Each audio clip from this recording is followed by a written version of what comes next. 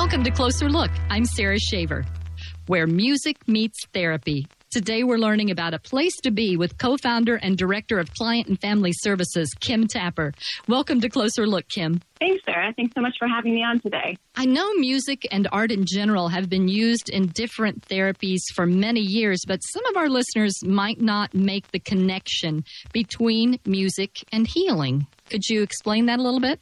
Yes, I mean, music and all of the arts have been around for centuries. We like to say that nobody owns music itself. And in our individual lives, we've all had the experience of turning to the arts for our own healing. So maybe somebody listening has put on a song that helped you evoke a memory from your past or that brought tears to your eyes. And so we know that there's some kind of emotional connection starting kind of mid-century and certainly increasing over the many recent years with the advances in neuroscience. We have started to learn that to be able to use music powerfully as a source that can actually work with our brain chemistry and be able to provide even more direct healing. And I can elaborate on that further, but there's a deep connection in how music in particular is impacting our brain and our body to promote healing. So there's neuroscience that backs up music therapy. There's more than just a fun time going on here. Could you just speak to that a little bit more? Yeah, a lot of times when we say what we do, people think, oh, so you play a guitar for somebody and make them smile or something like that. And sure, sometimes that happens, but it is way more involved. Thanks to neuroscience, we know that music actually is one of the only things that lights up kind of both sides of our brain at the same time. That allows our emotional side, our pain centers, our speech centers of our brain, our memory centers to be accessed through music. So when we're working with somebody, we're working on their non-musical goals. So they might be working on pain management, learning how to speak again after a stroke, lowering levels of anxiety, that kind of stuff. And we're able to take music and direct it in the way we want in order to help somebody with that healing and that recovery. How did A Place to Be begin? Well, we are just turned 10. We're 10 years old, and it started with my co-founder, Tom Schweitzer, and I. We had both found careers in the arts, and we had gone back to school to find additional parts of our careers when it came to the therapy side.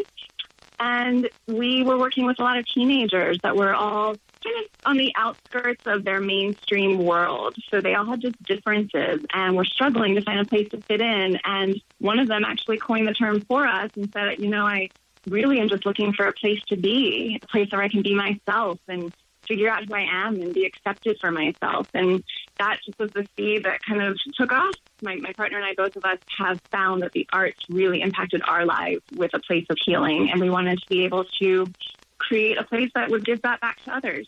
And that idea of finding a place to be where you can be yourself, being able to get out from behind the label, I think that was some of the language that was used in a video on your website. Whether that label is, I have a neurological problem, I've had a traumatic brain injury, I am blind, I've had a stroke, or I have been bullied and I'm depressed. Yeah, exactly. We have so many labels that all of us carry in our lives, but not everybody is known for their label. And in the disability community or the medically fragile community, people get known for their labels. Like you said, somebody sees somebody in a wheelchair and they make assumptions about that person and they kind of stop there sometimes with judgment, and we don't mean to. That led us to creating these platforms that are mostly for the youth to discover not only who they are behind their labels that they've interacted in this world with, but also we use performance where they take to the stage and they show other people their whole selves and they explain who they are so that, especially youth and peers can start to really examine how we treat each other and how we can see each other as more than our label and a whole person. And that's your Same Sky project? Yeah. So the Same Sky project was actually originated by a young woman who at the time was 15. She had cerebral palsy and she navigated life in a wheelchair, and she was working with us for some other goals. And one day she said, I'm so sick and tired of being known as the girl in the wheelchair, and I just wish that I had like a platform or a way to tell the kids in my school that there's so much more to me. That planted the seed, and so we started to create a show about her journey and what it was like to live in her shoes, and we performed it. I think the first show was probably about 8 years ago. the first audience had maybe 100 folks in it. Since then, we've had many, many variations of the show, different people's stories, different ways of expressing kind of resiliency and triumph and adversity and facing adversity. And our shows have been touring to the schools in our region, primarily in the Loudoun County and D.C., Northern Virginia region. And they've been seen by over 100,000 youth now. So it really blossomed. Our main message is always about inclusion, understanding, and empathy. So as far as the folks that you serve, they're from really every spectrum, from the folks in the disability community to folks with injuries to folks who are maybe, again, experiencing depression or anxiety. Exactly. Yeah, we see the whole age spectrum, we say from birth to death, but our main focus is on youth ages about 5 to 25, regardless of challenge. If we feel like music therapy and this therapeutic community can benefit them, then we welcome them with open arms. And so it's truly inclusive. And one of my favorite things to reflect on is when we have our groups. Sometimes within a group, you might have somebody with Down syndrome sitting next to somebody with depression and somebody who's blind, and they're all helping each other. And it kind of normalizes the differences so they can, again, just find their real selves behind their label. This is Closer Look. And today we're talking with Kim Tapper, co-founder and director of Client and Family Services at A Place to Be. Kim, why is it important for people to be able to express themselves, no matter their level of so-called ability or disability? Yeah, I think that's part of what makes us human beings. We learn who we are through story and through making meaning out of our lives. And so if you've never had the chance to sort of see yourself represented or to figure out how to express yourself in your unique way, we see that leads to all sorts of other issues with depression, loneliness, isolation, mental health issues that are beyond that. And it's just sort of our human basic need to feel valued and feel like somebody big in this world to be seen. And that takes expression. When someone walks into the door at A Place to Be for the first time, what do you think they'll find? This may be a little cheesy to say, but I hear it all the time. They find love, kindness, and acceptance. It's my favorite testimony.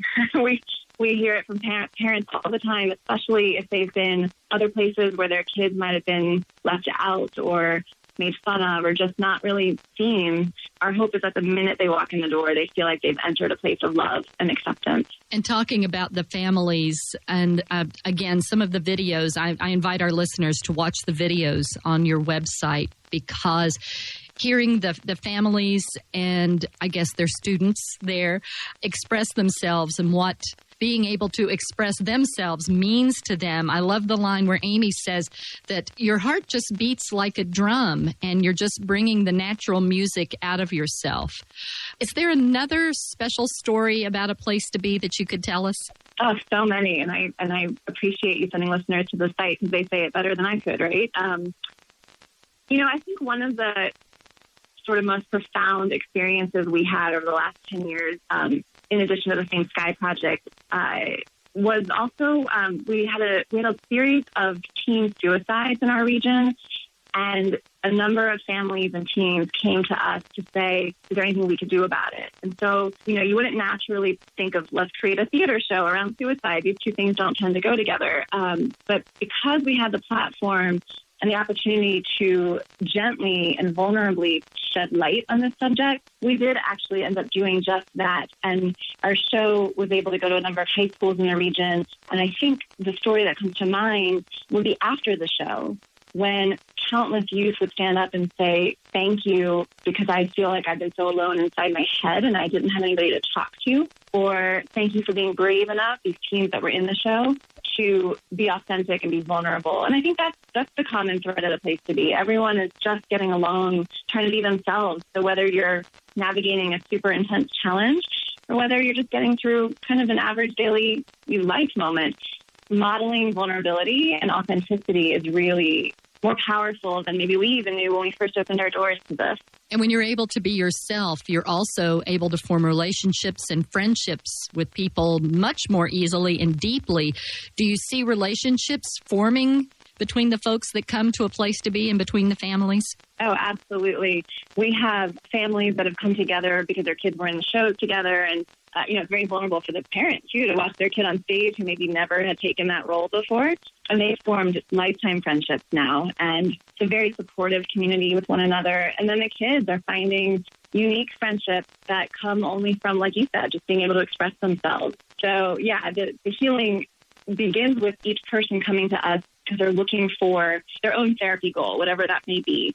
And that goal might be, basically it's helping them kind of live as independently and as strongly as possible. But the second thing they find is a place of belonging. And the third thing is hope. And then they spread that hope to others. So it very much all goes together. I'm just going to reference one of the longer videos on your website again with the story of Forrest, where I believe your co-founder said that Forrest embodied hope. Because here was a young man that had some very severe challenges after an injury, who was then, he was smiling and playing the drums, and it didn't come easy. He worked hard, and I'm sure the therapists worked hard, but it's very, very amazing, and that is hope. Exactly. Forrest is sort of the epitome of it. He was 18 when he had a traumatic snowboarding accident that split his skull in half, and he was in a coma. Years later now, he's been through over 30 brain surgeries, and we got him back, not us alone or the power of music therapy, but the team and hope and prayer and love and all the surgeons and medical team. But what makes him even more extraordinary than just his journey is his deep belief and his family's deep belief that hope is what got them through, and that they feel that his whole life's purpose now is to help others. And so he pays it forward. He has started a financial aid program in his name, so people who are in need of our services that can't afford it are able to attend. He goes out speaking all the time, and he, like you said, he works very hard at it, and he's still dealing with some pieces, but he realizes the magnitude of what he's come through, and he's so grateful to have a voice now, and he uses it to help others. And when we're talking about therapy and professionals, could you tell us about your professional staff? I'm sure it's not just you and your co-founder there that are doing everything. Correct. We have an amazing staff. First, we have our therapists. They're all board-certified music therapists, and they come to us after university programs. They've done their training, and then we're lucky enough to find some of the best around. We have an incredible administration team. We have an amazing design and digital media team that's been growing a lot more recently, too, and exploring new outlets here for therapy. So, yeah, that whole idea of it takes a village. I am awed, I will say every day, by the people who have found a place to be as their home and then keep building it with us. I know there's a certain hospital that you work with, and with some in-hospital therapy. Are there other groups or organizations that you work closely with in your community? Yeah, absolutely. So we are Inova Hospital's medical music therapy team, and they have, I believe it's 5 locations. And so we service their hospitals all the way from NICU. We have a very amazing music therapist who's trained in NICU medical music therapy, so helping the little babies and their families, all the way to end-of-life care. We're in the oncology unit, pediatrics, palliative care. So all of that's considered medical music therapy. And then we partner with a number of other organizations in Loudoun and Fairfax, such as ECHO, which is a vocational day center for adults with disabilities. We've worked with MDLE, which is the same, and they are based out of Springfield and Chantilly. We've worked with the Loudoun Youth Shelter before. We have some new programs in the works right now, too. So, yeah, we really thrive and believe in community partnership. You mentioned you have added on a technology staff, and you have a new animated series. Could you tell us about that? We do. So with the onset of the pandemic, we had to shift like everybody else. And one of the things that we did, my co-founder had this idea of trying to use media, a children's animated show to help kids kind of process what was going on in the pandemic. And so he wrote the script. It's called The Land of Music, and it's got 6 episodes in it where the characters in the Land of Music also had a virus. And they had Maestro Silence came and silenced the land. And so they've come to the earth to figure out how we're navigating our virus. And so it kind of goes back and forth between JJ, who's a young teenager learning how to play music, and the crisis that's happening in the land of music. And so I won't spoil the ending, but it's on our YouTube channel. We have a YouTube, A Place to Be Family, it's called. It's our YouTube channel, and it's open and it's free. And it was a really fun project for this team, and I think they're starting to come up with season 2. You're listening to Closer Look. I'm Sarah Shaver, and today we're with Kim Tapper, co-founder and director of Client and Family Services at A Place to Be. Speaking of COVID, I know it's everybody's favorite thing to talk about. What other ways did you need to change your services? What were you able to do to still meet needs? Boy, haven't we all learned how to innovate and how to process the world and change on a dime in these last months. We did the same. Prior to COVID, we were a completely in-person facility and also went off-site to all those different partnerships. But we, within 3 weeks of COVID's arrival, we turned entirely into a telehealth practice. So since that moment, we have remained as a virtual music therapy practice, and we have individual sessions and small groups as well. So we are, actively looking at when we will be able to come back in person and figure out how to do that safely, especially when so many of our folks are medically fragile. But we have been kind of amazed at some of the benefits of teletherapy, too, and some of the advances and ways that it's helping people. How has your teletherapy done that, do you think? Well, I'll give you one of my favorite stories. So we typically do a lot of summer camps, and this year we just did a few of them virtually instead. And I was leading one of them, and there's a young man who has autism, and he can speak, but it's hard for him to get his words out. And I don't know if you or your listeners have been on Zoom, but they have the chat box option. And in the middle of my camp, he was writing monologue after monologue. He was talking nonstop through the chat box. And I learned more about what's in his mind and how he's thinking and his creativity than I may ever have been able to do just through his verbalization. So a lot of our folks that find technology as their easier method of communication, I think are actually kind of thriving through this. And certainly there are plenty of folks who don't find this as their easiest method too, and we're trying to figure out how to help them through it. But yeah, it was kind of an unexpected silver lining to the whole thing for me. It's been fascinating over the last few months to talk to people and see and hear them express, especially when you're giving services, direct to client services, that we used to do things this way, but now we do it this way, and we're finding all these different benefits that we would have never discovered otherwise, and opening up lots of doors. Yeah, I think it's sort of a mindset you have to get into. I mean, I can't say from the day one I was super excited about embracing it all. I was very sad and frustrated, like everybody else, I'm sure. But I think to stay innovative, which is one of the big principles of A Place to Be, too. And also, you know what? We learned a lot from our clients. They've had to stay innovative their whole life and be resilient and create something new, right? So I felt like that was almost the least we could do, is to try to join them and create new ways that we could all be together. So yeah, it's been challenging, and it's also been a really kind of exciting time too in that angle. Kim, what's your background before you came to A Place to Be? My first hat in life, I was actually a dancer. I had an opportunity to be a professional dancer, so I did ballet and modern dance and was with a company. And then I felt always that as much as I was honored to have that opportunity in that profession, that I wanted to do more with the arts. So I had returned to school and I became a certified life coach, got a master's in psychology and studied expressive arts therapy. And so I just kept kind of putting the pieces together.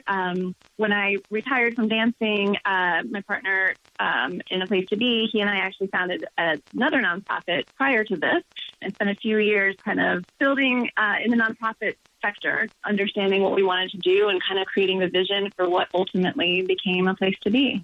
Do you ever have volunteers that come in from either from families or from the community that work with you? Absolutely. On a quote normal year, we have probably maybe about 60 to 70 volunteers throughout the year, and they split between being hands-on with our clients in group sessions or in performance-based work.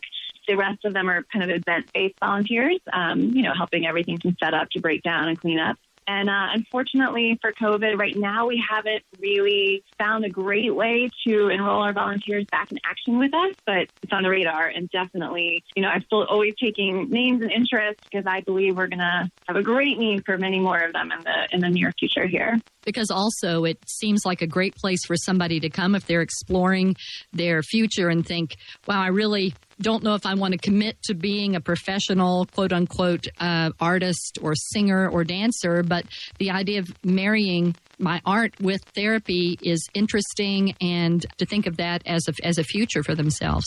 Absolutely. It's one of my areas of kind of personal joy to help young artists and families who still sometimes say, how are you going to have a career in the arts? What's that going to look like? Just to let them know that there's so many other angles, and that this version takes the medical and the mental health model and adds it together with the arts. So we do a lot of mentorship. Any young people that are interested just to even ask questions, even during COVID, if they can't come on site with us, we always entertain that opportunity to have that conversation and let them know what we do and let them know kind of what the training looks like for all of the creative arts therapies. And we're a teaching site too. So we're an internship site. So we've worked with probably about 8 or 9 universities around the country that send interns to us. In order to get their board certification, you have to have an internship. We believe a lot in what you just said in the teaching model and in helping people find their path. I know you mentioned season 2, hopefully, of your animated series. Are there any other plans that you've made for the next year?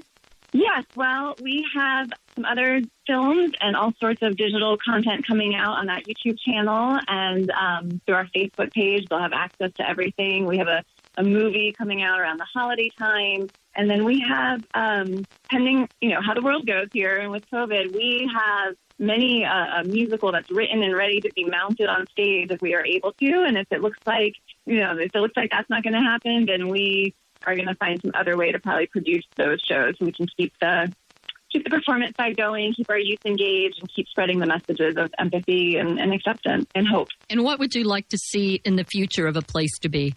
That's a great question. We are looking to continue to expand. We're looking to make sure that people have a place to go, to start with, again, building their own resources and what they need by way of therapeutic support, and then really being part of a community that cares and then spreading that wider than just our doors. So we do see a future where we may have multiple sites, where we may be able to expand in multiple ways, whether that's our shows reaching broader audiences or our direct service therapy reaching more individuals too. So the future, we believe it's bright, and we believe it includes expansion. Kim, how can our listeners get in contact with you and find out how they can support you?